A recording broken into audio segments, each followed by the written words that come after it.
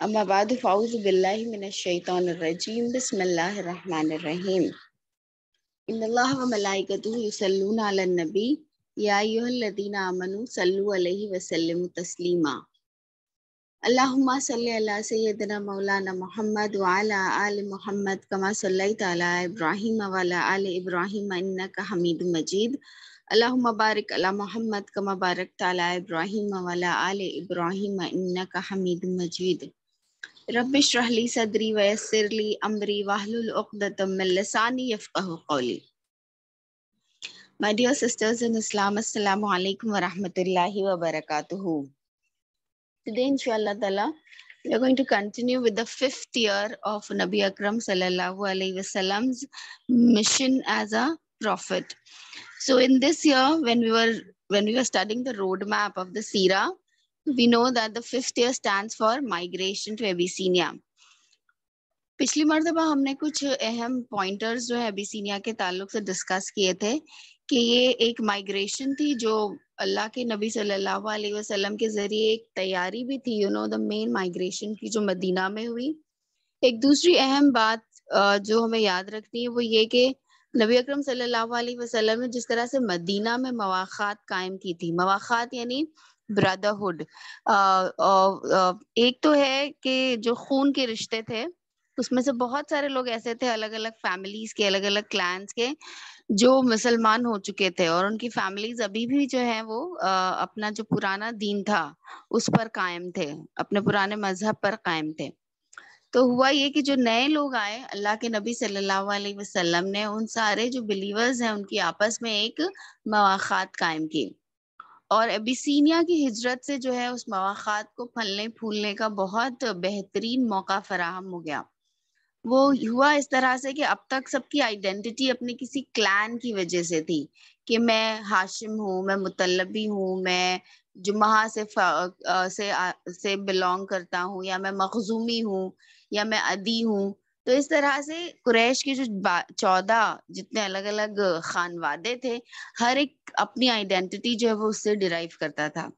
لیکن جب نبی اکرم صلی اللہ علیہ وسلم نے مواخات قائم کی اور مائگریشن ہوئی تو وہ سارے لوگ جو ابیسینیا گئے ان کے درمیان تو ڈیفینیٹلی ایک بردرہڈ جو ہے وہ مضبوطی حاصل کی اس نے. لیکن وہ لوگ جو پیچھے رہ گئے انہیں بھی اس بات کا بہت شدید احساس ہوا کہ یہ ایک مواخات کس طرح سے جو ہے ان کے کام آ رہی ہے. اب آئیے دیکھتے ہیں کہ ابیسینیا کی مائگریشن ہوئی کس طرح سے. اللہ رب العالمین نے سورۃ الزمر کی آیت نمبر 10 ہم پہلے ہی ڈسکس کر چکے ہیں کہ اللہ رب العالمین نے فرمایا اس آیت میں کہ قل یا عبادی الذین آمنوا اتقوا ربکم للذین احسنوا فی ہذہ الدنیا حسنہ وارض اللہ واسعہ, کہ کہہ دیجئے میرے ان عبادت گزار بندوں سے جو ایمان لائے ہیں اور جنہوں نے وہ تقوی اختیار کرے اپنے رب کا, اور یہ کہ اللہ کی زمین جو ہے بہت وسیع ہے آپ کے لیے. تو غرض یہ کہ اس میں ایک انڈیکیشن دے دیا گیا کہ اگر آپ کے لیے یہاں رہنا دشوار ہو رہا ہے اور اپنے دین پر عمل کرنا دشوار ہو رہا ہے تو پھر آپ ہجرت کر سکتے ہیں. ہجرت کے لیے ایک اہم کویسچن یہ ہے کہ نبی اکرم صلی اللہ علیہ وسلم نے حبشہ کا جو ہے وہ سلیکشن کیوں کیا. یہ لوگ چاہتے تو مکہ والوں کے ظلم و ستم سے بچنے کے لیے مکہ سے باہر بھی جا سکتے تھے, پیننسیولا آف عربیہ میں ہی کہیں نہ کہیں جا سکتے تھے, رائٹ. جہاں کا کلچر, جہاں کی زبان, جہاں کا کھانا پینا, رہن سہن سب کچھ ان سے زیادہ سملر ہوتا ایز کمپیئر ٹو حبشہ جو ایک نئی سرزمین, وہاں کے لوگ ایک نئی زبان بولنے والے, نئے کلچر, نیا کھانا پینا. تو نبی اکرم صلی اللہ علیہ وسلم نے حبشہ کو کیوں سلیکٹ کیا. دیکھیے ہم سب جانتے ہیں کہ حبشہ پہنچنے کے بعد بھی کس طرح سے قریش جو ہے وہ مسلمانوں کو لینے کے لیے آئے, یہ کلیم کرنے کے لیے آئے کہ یہ جو ہے ہمارے یہاں کے غلمان نہیں, ہمارے یہاں کے کچھ ینگ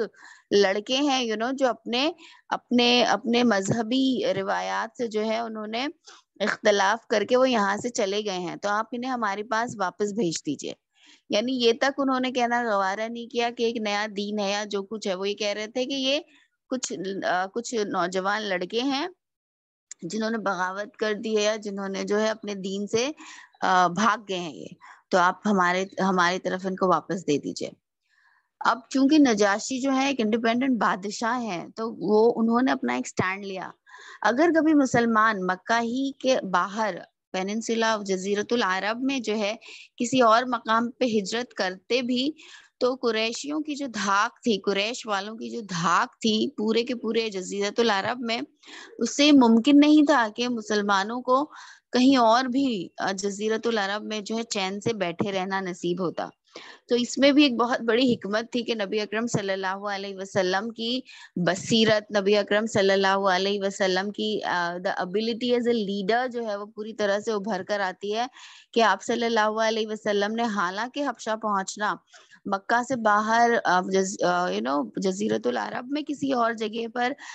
ہجرت کر جانا آسان تھا, لیکن تب بھی نبی اکرم صلی اللہ علیہ وسلم نے حبشہ کو سلیکٹ کیا کیونکہ نبی اکرم صلی اللہ علیہ وسلم کی بصیرت ایز اے لیڈر جو آپ صلی اللہ علیہ وسلم جو دیکھ رہے ہیں, آپ صلی اللہ علیہ وسلم کو نظر آ رہا ہے کہ یہ جو ہے زیادہ بہتر جو ہے ڈیسیجن ہوگا, چاہے اس میں انیشلی جو ہے دوسرے مسائل جو ہے وہ زیادہ رہیں گے. ہم سب جانتے ہیں کہ وہاں پر ایک نیگس جو اشما اس کا نام تھا حبشہ کے بادشاہ کا, جسے ہم نجاشی کہتے ہیں, انگلش میں ہم اسے نیگس کہتے ہیں. اب یہ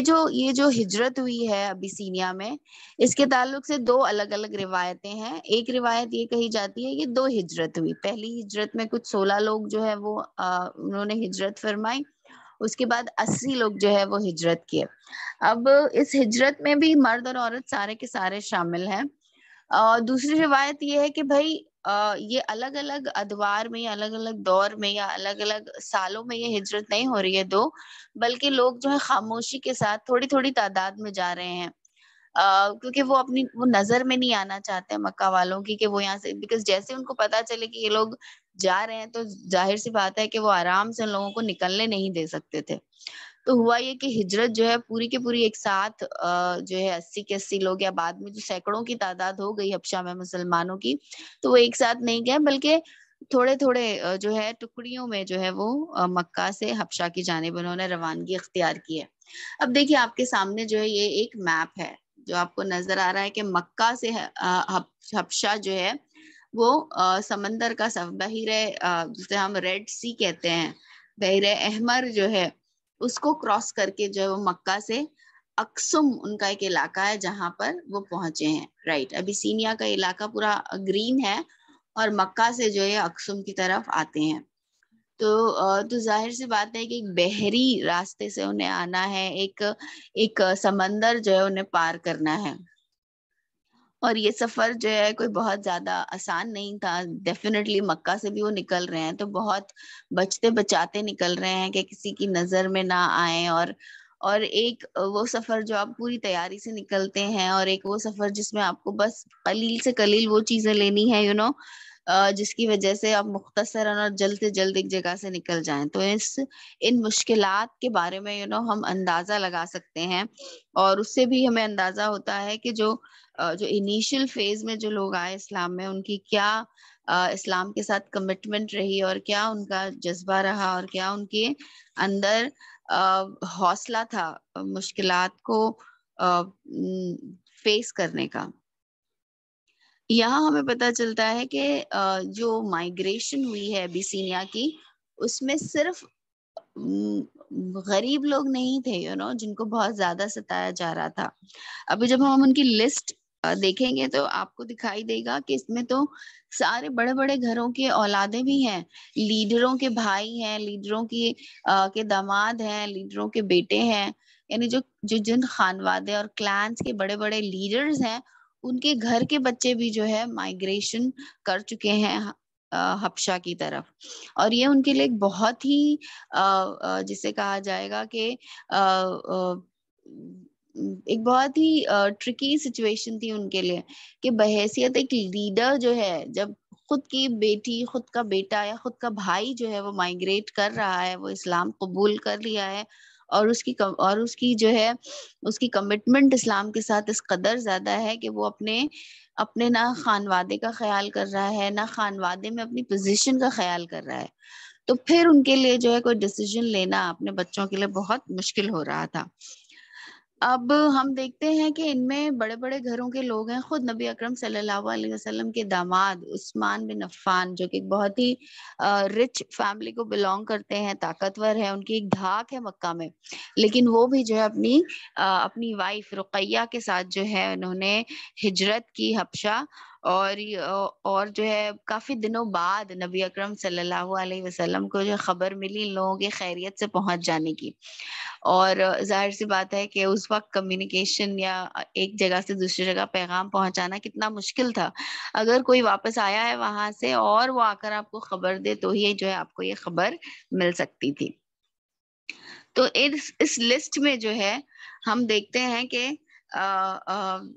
حضرت عثمان ہیں, حضرت رقیہ ہیں.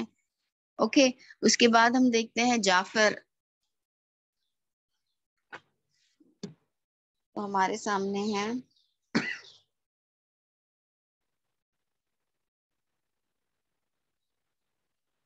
عثمان and his wife Ruqaiya.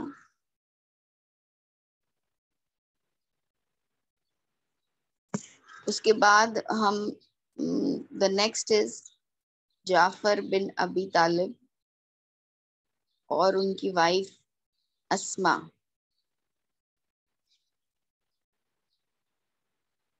Then we have Musab ابن Umair, a young boy, not a boy, a man, a young man. اور مصعب ابن عمیر کے تعلق سے آپ سب جانتے ہیں کہ وہ بھی ایک اچھی فیملی کو بلونگ کرتے تھے, اور ایسے کوئی دبے کچلے اور اس قسم کے کمزور لوگوں میں ان کا شمار نہیں ہوتا تھا, لیکن ان سب کے لیے جو ہے زندگی مشکل ہو رہی تھی. اور بھی بہت ساری حکمتیں ہیں جو اس ہجرت کے پیچھے پنہا ہیں, جن میں سے کچھ کا جو ہے ہم نے ڈسکس کیا. اب یہ جو لسٹ ہے الحمدللہ یہ 80 لوگوں کی, لیکن یہ کچھ اہم لوگ ہیں, میں اور بھی لوگوں کے نام آپ کو بتاؤں گی. تو غرض یہ کہ یہ لوگ جو ہے پھر 80 لوگوں پہ مشتمل ہے یہ, بعد میں جن کی تعداد آفٹر سم ٹائم جو ہے ہو جائے گی, کچھ سینکڑوں میں چلے جائیں گے یہ لوگ, اور اتنی سارے لوگ جو ہیں وہ حبشہ میں جا کر رہے ہیں. اب مکہ والے بھی جو ہے جب انہیں اندازہ ہوا کہ یہ لوگ یہاں سے چلے گئے ہیں, تو ان لوگوں نے بھی جو ہے اپنے 2 لیڈروں کو بھیجا, عمرو ابن العاص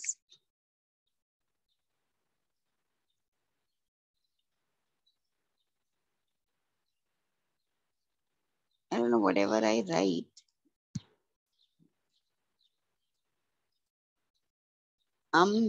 ابن العاص, ان کی جسے کہا جائے گا کہ لیڈرشپ میں جو ہے قریش کا وفد جو ہے وہ مکہ حبشہ گیا. اب ان لوگوں کا پلان یہ تھا کہ ہم لوگ ڈائریکٹلی نجاشی جو نیگس سے جو ہے وہ کمیونیکیٹ نہیں کریں گے, بات نہیں کریں گے, بلکہ اس کے جو درباری ہیں, اس کے یہاں کے جو اہم پوزیشن پہ لوگ ہیں اس کی کورٹ میں, ان سے بات کی جائے گی, ان کو جو ہے کنونس کیا جائے گا. اور یہ بہت ساری گفٹس لے کے گئے ان کے لیے. عرب کا جو ہے ایک چمڑا ہوا کرتا تھا جو دھوپ میں سکھانے کے بعد وہ چمڑا اس کا اپنا ایک طریقہ تھا کہ وہ کس طرح سے وہ چمڑا بنتا تھا. تو اس چمڑے کی جو ہے ابیسینیا میں بہت مانگ تھی, جو جتنی بھی تجارت ہوتی تھی اور اس میں ایک بہت زیادہ کھپت تھی. ہم دیکھتے ہیں کہ جب مسلمان جو حبشہ میں آ کے آباد ہوئے ہیں, انہوں نے بھی جو ہے پھر ان ساری چیزوں جن کی ڈیمانڈ تھی اس مارکیٹ میں, اس کی جو ہے تجارت کی, اس کا جو ہے بزنس کیا یہاں آنے کے بعد. بٹ بہرحال یہ عمرو بن العاص جو ہے وہ ساری چیزیں جو مکہ کی جو یہاں بڑی پاپولر تھیں, کپڑا تھا جو ان کے یہاں شام سے سیریا سے یہاں آتا تھا, مکہ والے سیریا سے لاتے تھے اور پھر ان کو اس منڈی میں جو ہے لے کر آتے تھے, ایسے ابیسینیا کی مارکیٹس میں جو ہے لے کر آتے تھے. تو یہ کچھ چیزیں تھیں جو حبشہ والوں کو بہت زیادہ پسند تھی. تو بہت سارے گفٹس جو ہے یہ لے کر آئے ہیں. دین سب سے انڈیویجول ملاقات کی، اور ان کا موقف یہ تھا کہ دیکھیے آپ کسی طرح سے جو ہے نجاشی کو کنونس کریے، اور اس بات کی کوشش کریے گا کہ ان لوگوں کو نجاشی سے ڈائریکٹلی بات کرنے کا موقع ہی نہیں ملے، اس مکالمے کی نوبت ہی نہ آئے کہ ان لوگوں کو ڈائریکٹلی جو ہے نجاشی سے بات کرنے کا موقع ملے. آپ ہی جو ہے یہ ساری باتیں کنوے کریے اور بتائیے کہ کس طرح سے یہ ینگ لوگ جو ہے گمراہ ہو گئے ہیں اور اب جو ہے انہوں نے یہاں آ کے پناہ لی ہے، تو آپ ان گمراہ لوگوں کو ہمارے حوالے کر دیں. اب ہوا یہ کہ ان سارے لوگوں کو بھی بلایا گیا، اور نبی اکرم صلی اللہ علیہ وسلم نے جو ریزننگ دی تھی، جو ریزنز دیے تھے کہ کیوں حبشہ ہجرت کر دی جائے، تو آپ صلی اللہ علیہ وسلم نے فرمایا تھا کہ وہاں کا جو بادشاہ ہے وہ بہت انصاف پسند ہے. تو نجاشی کے تعلق سے خود نبی اکرم صلی اللہ علیہ وسلم نے جو ہے یہ کمنٹ کیا تھا. جب ہم آج تو ہم یہ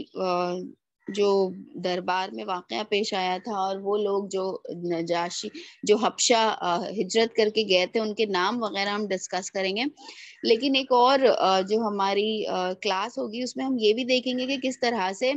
ابیسینیا کے ساتھ عرب والوں کے بہت پرانے تعلقات ہیں، اسپیشلی نبی اکرم صلی اللہ علیہ وسلم کے جو باپ دادا تھے قصی بن کلاب سے لے کر ہاشم اور عبد المطلب تک کے بھی جو ہے بہت اچھے ڈپلومیٹک ریلیشن شپس تھے یہاں کے لوگوں سے. اس وجہ سے ہمیں ملتا ہے بہت سارے انسٹنسز میں خود نبی اکرم صلی اللہ علیہ وسلم سے پہلے کہ کس طرح یہاں کے بادشاہ جو تھے وہ خط و کتابت کیا کرتے تھے، پرسنل لیول پر نبی اکرم صلی اللہ علیہ وسلم کے باپ دادا سے، چاہے وہ قصے ہوں، چاہے وہ ہاشم ہو، چاہے وہ عبد الشمس ہو. خاص طور پہ عبد الشمس جو بھائی ہیں عبد مناف کے، ان کی جو اسپیشلٹی تھی تجارت کی وہ یہی افریقہ کا یہ علاقہ تھا. تو کس طرح سے ان کو ڈائریکٹلی جو بادشاہ ہیں ان کے دربار تک جو ان لوگوں کی رسائی تھی. اب بہرحال یہ جب آئے ہیں قریش والے اپنا کلیم لے کر، اور نجاشی نے کہا کہ ہر ایک کو جو ہے دربار میں بلایا جائے، ان لوگوں کو بھی جو یہاں پر پناہ گزین ہوئے ہیں، جنہوں نے یہاں پر آ کے پناہ لی ہے میرے ملک میں. اور بہت ممکن تھا کہ یہ کیس ختم ہو جاتا. اس کے جنرل جو ہے، اس کے جتنے بھی درباری، انہوں نے پوری طرح سے یہ فضا قائم کر دی کہ نجاشی جو ہے ان کے حق میں فیصلہ کرے قریش والوں کے. اور بہت ممکن تھا کہ وہ یہ کرتے کہ جعفر بن ابی طالب جو ہیں ان کے بارے میں بتایا جاتا ہے کہ بہت ہی ایلیکوینٹ تھے، اور ایلیکوینٹ تو تھے ہی، ساتھ ہی ساتھ یہ تدبر بھی ہمیں ان کا نظر آتا ہے کہ قرآن کریم کی کن چیزوں کو کس موقع پر دعوت کے طور پر جو ہے پیش کیا جائے. دیکھیے وہیں پر مصعب ابن عمیر بھی ہیں who is getting trained یہ سارے لوگ جو ہیں نبی اکرم صلی اللہ علیہ وسلم کا تربیت کا انداز کتنا نرالا ہے. ہم لوگ ہمیشہ یہ سوچتے ہیں کہ مصعب ابن Umair was such a young man جس کی ابھی شادی بھی نہیں ہوئی ہے. نبی اکرم صلی اللہ علیہ وسلم نے انہیں جو ہے مدینہ ہجرت پہ روانگی سے پہلے 1 سال پہلے مصعب ابن عمیر کو مدینہ بھیجا تھا. اور یہ مصعب ابن عمر کی کوشش تھی کہ جو دوسری بیعت عقبہ ہوئی ہے اس میں 73 جو ہے مسلمان جو ہیں وہ شامل ہوئے ہیں. جو تعداد ان کی دعوتی کاموں سے اور ان کے دعوت سے جو ہے اس قدر بڑی ہے. تو ہمیشہ یہ سوال ہمارے ذہن میں آتا ہے کہ بھائی مصعب ابن عمیر کو کیوں اتنے زیادہ دوسرے ایکسپیرینس لوگ جو ہے موجود تھے آپ صلی اللہ علیہ وسلم کے آس پاس لیکن ہمیں یہ دکھائی دیتا ہے کہ مصعب ابن عمیر جو ہے وہ ہینڈز آن ٹریننگ لے کر آ رہے ہیں ابیسینیا سے. حبشہ میں گئے ہیں، وہاں پر ایسے مشکل حالات کا سامنا کیا ہے کہ وہاں کا جو بادشاہ ہے، دیکھیے ایک عام کامن لوگوں سے بات کرنا، ان کو دین کی دعوت دینا، اس کا ایک الگ جو ہے طریقہ کار ہے، اس کا ایک الگ جو ہے لیول ہے. لیکن بادشاہ وقت کے سامنے کھڑے ہو کر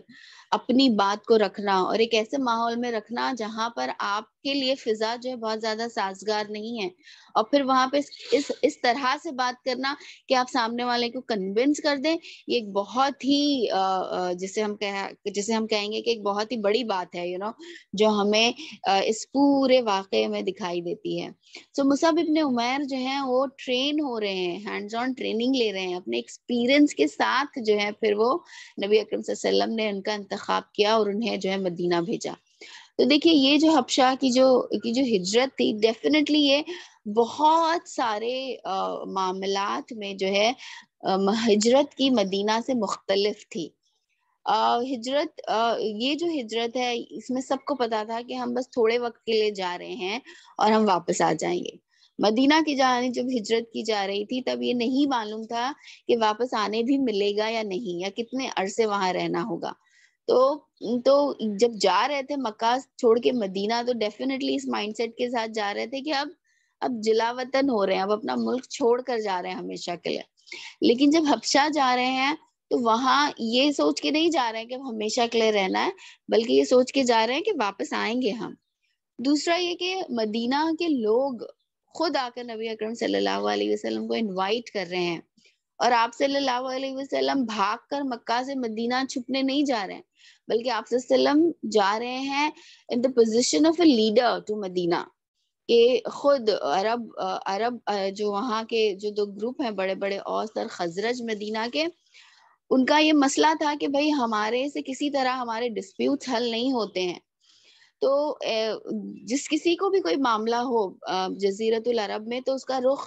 مکہ ہی کی جانب ہوتا تھا، اس کا رخ قریش کی جانب ہی ہوتا تھا، بیکاز قریش جو ہے ایک لمبے عرصے سے مکہ کی سرداری جو ہے وہ سنبھالتے آئے ہیں.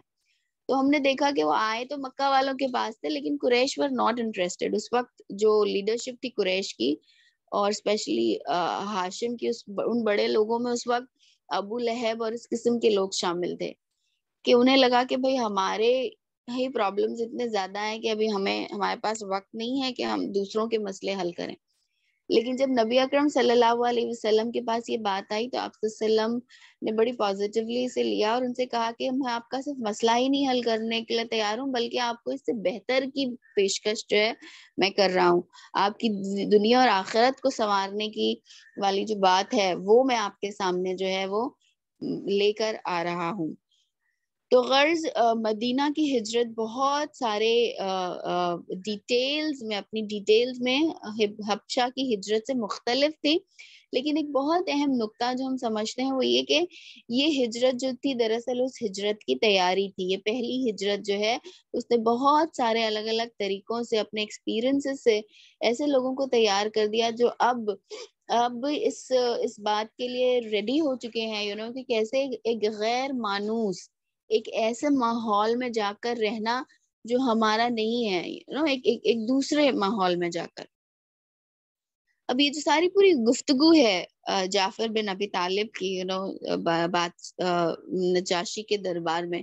تو جعفر بن طالب کو اسپوکس پرسن بنایا مسلمانوں نے. اور آپ کو پتا ہے اس میں سب سے امیزنگ بات کیا ہے؟ حبشہ کے تعلق سے یہ ساری رپورٹس جو ہمیں ملتی ہیں وہ دراصل ایک عورت کے توسط سے آئی ہیں. اب بتائیے اگر آپ عورت کو ناقص العقل مانیں گے تو آپ جو ہے یہ پورا ابیسینیا کا جتنی بھی واقعات ہیں اور اس کی جتنی بھی خبر ہے، پھر آپ کو جو ہے کوئی آپ کے پاس دوسرا چارہ نہیں ہوگا کہ آپ جو ہے کیسے قبول کریں گے. تو یو سی حضرت ام سلمہ جو بعد میں نبی اکرم صلی اللہ علیہ وسلم کی ازدواج میں شامل ہوئی ہیں، انہوں نے اپنے شوہر ابو سلمہ کے ساتھ جو ہے حبشہ ہجرت کی تھی. یہ بنفس نفیس خود اس دربار میں جو ہے موجود تھی جب یہ دربار لگا ہے، اور انہوں نے یہ سارا معاملہ جو ہے پھر ہم تک پہنچایا روایات کے ذریعے سے. اور ام سلمہ ہمیشہ جو ہے بہت ہی ذہین خاتون کے طور پر ہمارے سامنے ابھرتی ہیں. ان کی جو شخصیت ہے وہ she does not come as an ordinary woman. ہر وقت ان کی جو پوری ڈائلاگ ہے آپ صلی اللہ علیہ وسلم کے ساتھ، اس وقت بھی جب نبی اکرم صلی اللہ علیہ وسلم انہیں شادی کی پیشکش کر رہے ہیں تو جو ان کی پوری ڈائلاگ ہے وہ ایک ان کی پرسنالٹی کو بتاتی ہے، ان کی اپنی انڈیویجوالٹی کو ظاہر کرتی ہے. تو یہ وہی ام سلمہ ہیں جنہوں نے جو ہے یہ سارا سب کچھ جو ہم کو آج ہم بیٹھ کے پڑھ رہے ہیں 1500 سال بعد، اور اس کانفیڈنس کے ساتھ پڑھ رہے ہیں کہ یہ وہ پورا معاملہ ہے جو اس وقت پیش آیا تھا، تو یہ ہمیں ام سلمہ ہی کے توسط سے جو ہے جاننے ملا ہے.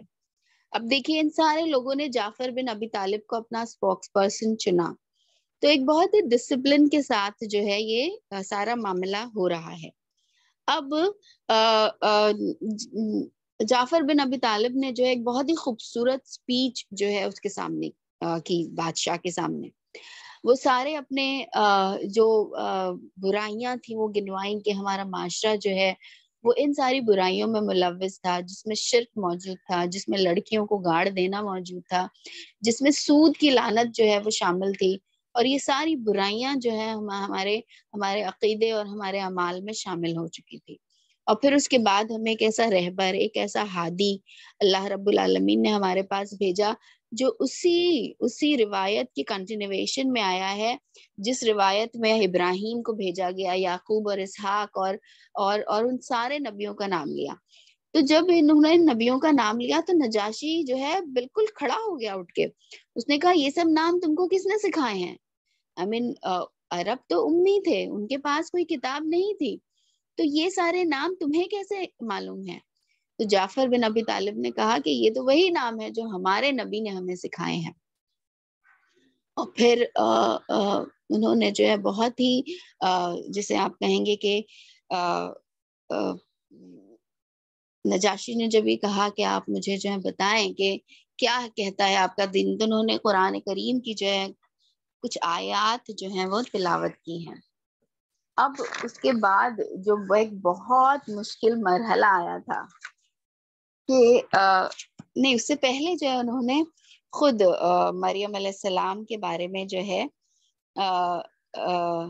قرآن یہ کہتے ہیں کہ ان نبیوں کے تعلق سے نہیں بلکہ عیسیٰ ابن مریم کے تعلق سے بھی جو ہے ہمارے نبی نے ہمیں بتایا ہے. اور قرآن کریم میں جو ہے سورۃ المریم کی آیات 16 سے 21 جو ہے اس کی تلاوت فرمائی. اللہ رب العالمین فرماتے ہیں وَاذْكُرْ فِي الْكِتَابِ مریم اذ انتبذت من اہلها مکانا شرقیہ، کہ اس کتاب میں آپ مریم کا ذکر کریں جبکہ وہ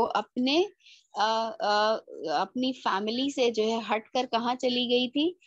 مشرق میں، Sharqia, in the east, in a place in the east.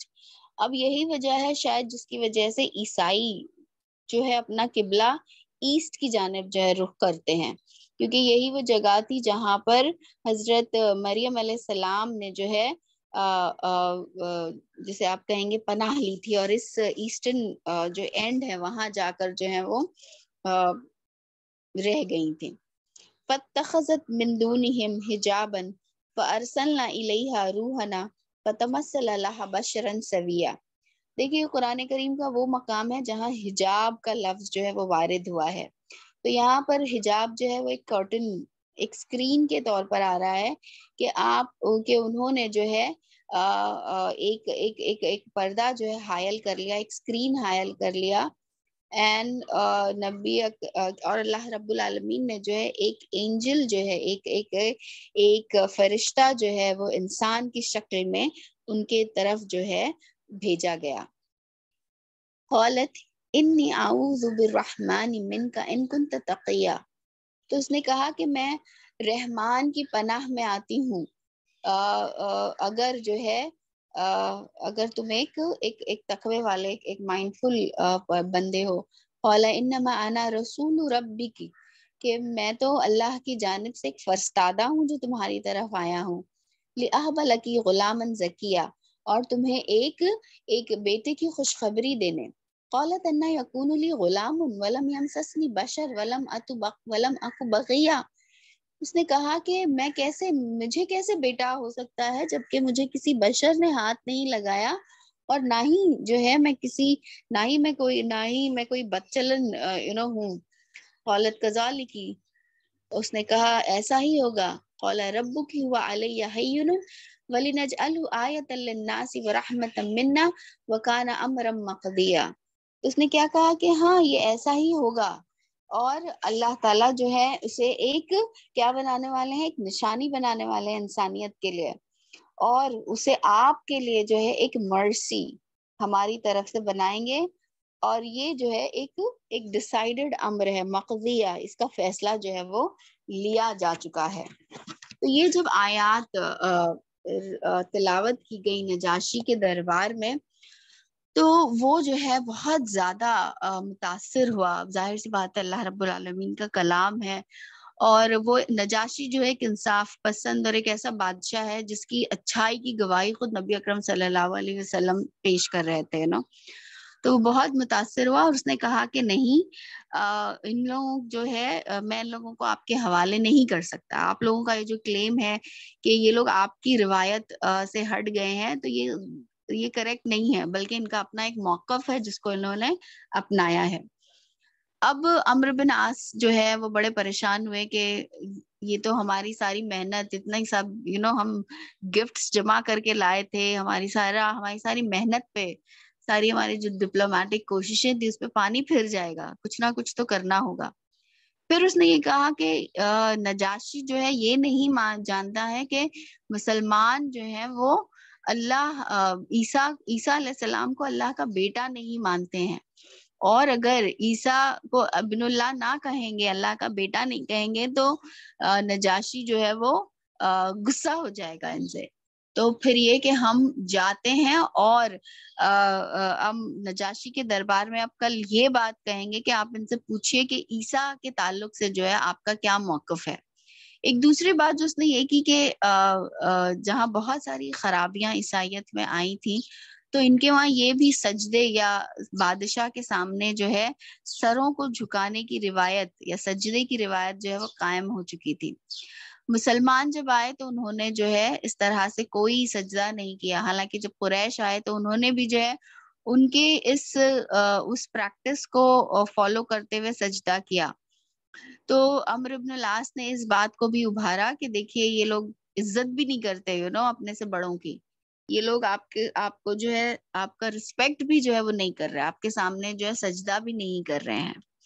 تو یہ آلریڈی ایک جسے آپ کہیں گے ایک نیگیٹو فیلنگ جو ہے وہ نجاشی کو دی انہوں نے. اس کے بعد نجاشی سے کہا کہ آپ ان سے پوچھئے کہ یہ عیسیٰ کے تعلق سے جو ہے ان کا موقف کتنا غلط ہے. آپ تو عیسیٰ کو ابن اللہ کہتے ہیں, خدا کہتے ہیں, لیکن یہ تو عیسیٰ کے تعلق سے ایسا کوئی جو ہے موقف نہیں رکھتے. تو پھر اب یہ جو ہے حضرت جعفر رضی اللہ عنہ کے لیے ایک تھوڑی سی ڈیفیکلٹ پوزیشن ہے. وہ ڈیفیکلٹ اس لیے ہوئی ہے کہ ایک پورا ماحول تیار کر دیا گیا نا. ایک تو بات یہ ہے کہ آپ ایک دم نیوٹرل ماحول میں آپ اپنی بات رکھیں, تو آپ جب آپ کوئی بات رکھتے ہیں تو سامنے والا کے پاس 50-50 چانس ہے اسے قبول کرنے کا یا اسے رد کرنے کا. لیکن ایک ایسے ماحول میں جس میں آلریڈی آپ کے لیے ایک نیگیٹو فیلنگ کریٹ کر دی گئی ہے, اور آپ کا جو موقف ہے اسے آلریڈی جو ہے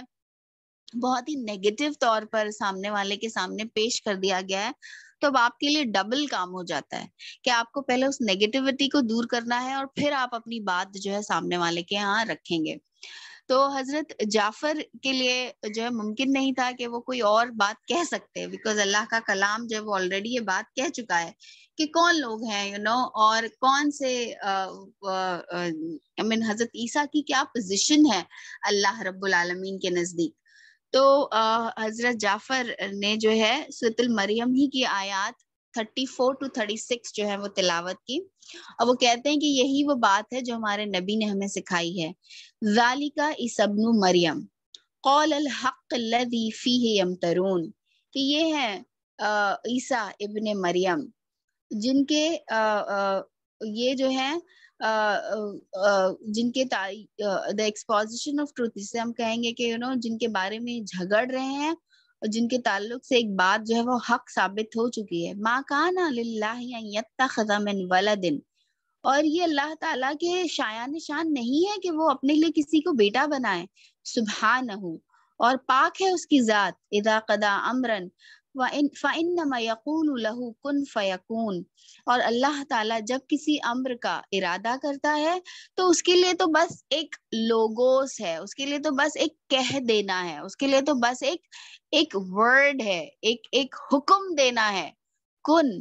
اور وہ ہو جاتا ہے. وَإِنَّ اللَّهَ رَبِّي وَرَبَّكُمْ, اور بے شک اللہ ہی جو ہے وہ میرا رب بھی ہے اور تم سب کا ہے. فَعْبُدُوهُ, تو اسی کی عبادت کرو. ھذا صراط مستقیم, اور یہی جو ہے صراط مستقیم ہے, یہی جو ہے سیدھا راستہ ہے. اب جب نجاشی نے سنا تو وہ رونے لگا یہ سن کر, اور اس نے کہا کہ ہمارے یہاں بھی جو ہے جو پوزیشن تم نے بیان کی ہے عیسیٰ ابن مریم کی، وہ دراصل یہی ہے، ایک تنکے کا بھی فرق نہیں ہے، جو بات تمہارے نبی نے تمہیں بتائی ہے اور جو بات ہم جانتے ہیں۔ اور اس نے کہا کہ یہ ساری گفٹس جو قریش لے کر آئے ہیں میرے لیے، مکہ والے، یہ سب انہیں لوٹا دیے جائیں، مجھے کوئی گفٹ نہیں چاہیے، اور آپ لوگ جب تک جی چاہے آپ یہاں رہیں۔ اس کی جو نجاشی ہے، اس نے جو اس کی جو جیسے ہم کہیں گے کہ رواداری یا ایک اچھی جو جس طرح سے اس مسلمانوں کے ساتھ پیش آیا، اس میں یہ بھی شامل ہے کہ اس نے اس وقت مسلمانوں کے لیے بہت سارا اناج اور کپڑا جو ہے ان کو گفٹ کیا، یعنی وہ اتنا خوش ہوا ان سے، اور اس نے جو ہے یہ ساری چیزیں انہیں پرووائڈ کی ان دا انیشیل پیریڈ میں۔ اب ظاہر سی بات ہے سارا اپنا گھر بار چھوڑ کر آئے تھے، تو کیا حالت رہی ہوگی، بعد میں جو ہے پھر ان لوگوں نے اپنی اپنی اپنی تجارت قائم کی، کام جو ہے اپنا شروع کیا۔ تو ایسا نہیں تھا کہ چونکہ اب نجاشی جو ہے وہ ہمارے حق میں جو ہے اس نے فیصلہ سنا دیا تھا اور وہ ہمارے لیے ایک نرم گوشہ رکھنے لگا تھا، تو اب جو ہے ہم پوری طرح سے ان کے اوپر جو ہے ڈپینڈنٹ ہو جائیں۔ یہ سارے مسلمان ایسی فیملیز کے بھی نہیں تھے کہ جو دوسروں کا لے کر کھائیں گے یا اپنا دوسروں کو لے کر جو ہے اپنی زندگی گزر بسر کریں گے۔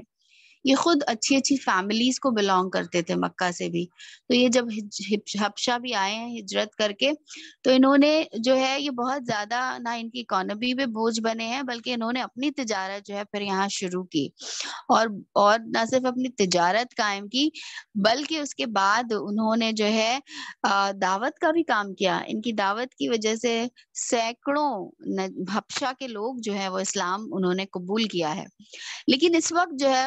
نجاشی نے ان کے لیے جو ہے کپڑے اور گفٹس کی، کھانے کی چیزیں ان کو۔ اس کے بعد یہ ہوا کہ کچھ لوگ تھے جو نجاشی کے وہاں اس بات سے اس کے اسٹیٹمنٹ سے بہت زیادہ خوش نہیں تھے، اور بہت سارے لوگ بھی ریاست میں ایسے تھے جو مسلمانوں کو ستایا کرتے تھے۔ اور جب یہ خبر نجاشی کو پہنچی کہ کچھ لوگ ہیں اس کے یہاں جو مسلمانوں کو ستاتے ہیں، تو آپ کو جان کے یہ حیرت ہوگی کہ اس نے کہا کہ اب سے جو بھی مسلمانوں کو ستائے گا اس کو جو ہے سزا دی جائے گی، اس کے اوپر فائن جو ہے وہ عائد کیا جائے گا۔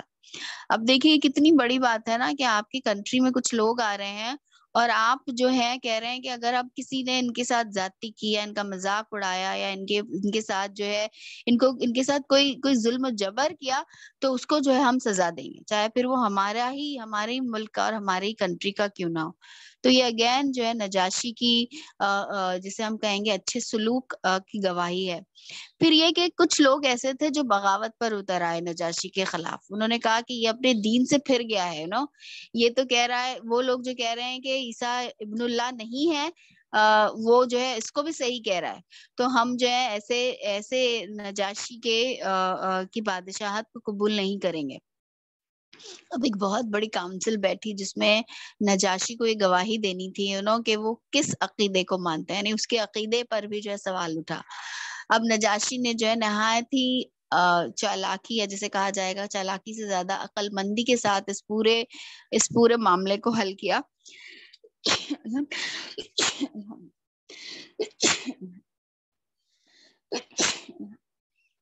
سوری، الحمدللہ، سوری۔ تو نجاشی نے جو ہے یہ جو ہے پورا معاملہ اس کو بھی بڑی عقل مندی کے ساتھ جو ہے وہ حل کیا۔ اس نے جو ہے ایک کہا جاتا ہے کہ ایک کاغذ کے ٹکڑے پر جو ہے لکھ لیا لا الہ الا اللہ محمد الرسول اللہ، اور جو ہے اس نے اپنے کپڑے میں رکھ لیا اپنے سینے کے پاس۔ اور جب کاؤنسل نے جو ہے اس سے سوال کیے تو اس نے اپنے دل پہ ہاتھ رکھ کر جو ہے گواہی دی کہ میں تو اسی پر جو ہے گواہ ہوں۔ تو نہایت ہی عقل مندی کے ساتھ اس ایک ڈسپیوٹ، اس کانفلکٹ کو بھی جو ہے اس نے عبور کیا۔ اس کے بعد ایک بغاوت بھی جو ہے شروع ہوئی اور ایک جنگ بھی لڑنی پڑی نجاشی کو. تو ام سلمہ بتاتی ہیں کہ جب ان لوگوں تک یہ خبر پہنچی اس جنگ کی کہ نجاشی کو جو ہے ایک اپوزیشن کا سامنا ہے اور ایک جنگ بھی آ گئی ہے, تو پھر ام سلمہ بتاتی ہیں کہ ہم سب نے بہت دعائیں کی, ہم سب بہت سہم گئے اس وقت, کیا پتہ نہیں کیا ہوگا, اگر نجاشی ہار گیا تو پھر ہمارے لیے بھی اس ملک میں رہنا جو ہے وہ ممکن نہیں رہے گا. اور پھر جب ان لوگوں کو خبر ملی کہ نہیں نجاشی جیت گئے ہیں اور نجاشی جو ہے کامیاب ہو گئے, تو کہنے لگی کہ مسلمانوں کے کیمپ میں جو ہے ایک بہت ہی خوشی کی لہر جو ہے وہ دوڑ گئی ہے. تو یہ سارے حالات جو ہیں ہمیں نجاشی کے دربار میں ابیسینیا کے ملتے ہیں. حبشہ کی ہجرت کے تعلق سے بہت زیادہ مٹیریل جو ہے وہ نہیں ملتا ہے. اس کی ایک وجہ یہ بھی ہوگی کہ ہمارا سارا فوکس جو ہے وہ مدینہ کے دور پہ رہا ہے, مدنی دور پر حالانکہ یہ جو حبشہ کا جو پورا دور ہے مسلمانوں کی جو کا یہ جو پورا رویہ ہے کہ وہ کیسے ایک مائنورٹی کے طور پر ایک ایسے ملک میں آ کے رہے, چاہے وہ تھوڑے ہی پیریڈ کے لیے تھا, لیکن وہاں کے لوگوں کے ساتھ جو ہے ان کا ریلیشن شپ کیسا تھا, تعلقات کیسے تھے, انہوں نے کیسے ان کے ساتھ اپنے تعلقات قائم کیے حبشہ میں آنے کے بعد. تو یہ سب بہت انٹرسٹنگ کویسچنز ہیں اور ہم سب کے لیے تو بہت زیادہ انٹرسٹنگ ہے, کیونکہ ہم سب ایک ایسے ملک میں رہتے ہیں جہاں ہم اقلیت ہیں. تو ہمارے لیے ان مسلمانوں کا اسوہ جو ہے ایز اے کمیونٹی جو ہے ایک بہت ہی قیمتی چیز ہوگی ہماری رہنمائی کے لیے. یہیں پر جو ہے ہم آج کا یہ سیشن اختتام کرتے ہیں. انشاءاللہ نیکسٹ لیکچر میں جو ہے ہم ان سارے لوگوں کے نام جو امپورٹنٹ پرومیننٹ پرسنالٹیز ہیں جو ابیسینیا ہجرت کی ہیں وہ دیکھیں گے انشاءاللہ. اب یہاں پر ہم اس کو اینڈ کرتے ہیں. کسی کا کوئی سوال ہے؟